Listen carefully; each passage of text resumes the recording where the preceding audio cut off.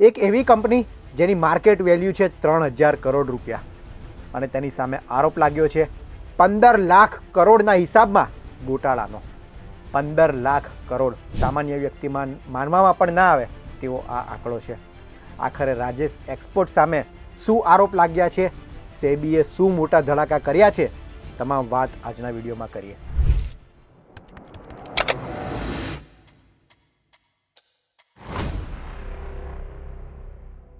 સેબીએ gold business સાથે સંકળાયેલી Rajesh export નામની કંપની પર મોટી કાર્યવાહી કરી છે. સેબીનો આરોપ છે કે આ કંપનીએ 15 લાખ કરોડનો હિસાબ એ દર્શાવ્યો નથી અથવા ખોટી રીતના રજૂ કરવામાં આવ્યો છે. વર્ષ 2021થી 25 દરમિયાન રાજેશ એક્સપોર્ટે લગભગ 15 લાખ કરોડની આવકના આંકડાઓ ખોટી રીતના રજૂ કર્યા છે. આ એક ઇન્ટ્રીમ એટલે કે પ્રાથમિક આદેશ છે.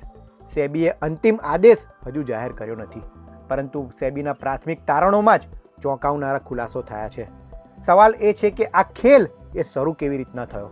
સેબીના જણાવ્યા અનુસાર કંપનીના કુલ આવકના 97થી 99% હિસ્સો એ વિદેશી કંપનીઓના રોકાણમાંથી આવતો હતો. સેબીએ જ્યારે આ અંગે પુરાવા માંગ્યા એટલે કે ઇનવોઇસ આવકના પુરાવા માંગ્યા ત્યારે કંપની તેને યોગ્ય રીતના રજૂ કરી શકી નથી. આ ઉપરાંત કંપનીએ આફ્રિકાની ગોલ્ડ માઇન્સમાં કરવામાં આવેલા રોકાણ અંગે પણ પ્રશ્નો ઉઠ્યા છે. બીજો સવાલ એ છે કે રોકાણકારો માટે આ કેટલું મહત્વનું છે. તો શેર બજારમાં રોકાણકારો કંપનીના આંકડા જોઈને ઇન્વેસ્ટમેન્ટ કરતા હોય છે.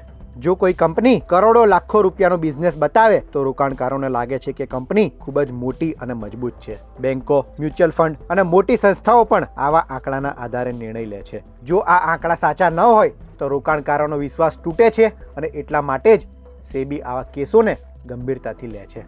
હવે સવાલ એ છે કે સેબીએ આ કંપની વિરુદ્ધ શું કાર્યવાહી કરી છે. સેબીએ રાજેશ મહેતા પર કંપનીના શેરોમાં ટ્રેડિંગ કરવા પર રોક લગાડી દીધી છે. સાથે જ વધુ ફોરેન્સિક ઓડિટ અને તપાસના આદેશ પણ આપવામાં આવ્યા છે. આ સમાચાર સામે આવતા જ કંપનીના શેરમાં ધડાકો બોલાઈ ગયો છે. કંપનીના શેરો લોઅર સર્કિટ સુધી પહોંચી ગયા છે. બીજી તરફ કંપનીના સંચાલકોનું કહેવું છે કે તેમના પર લાગેલા આરોપો એ ખોટા છે અને તેમણે જે આવકના આંકડા દર્શાવ્યા તે સાચા છે.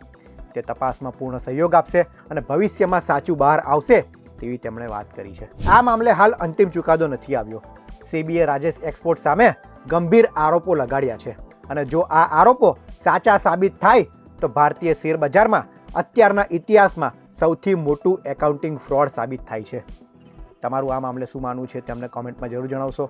આવા જ ઇન્ફોર્મેટિવ વિડીયો માટે વીટીવી પંચાયત જોતા રહો. ધન્યવાદ.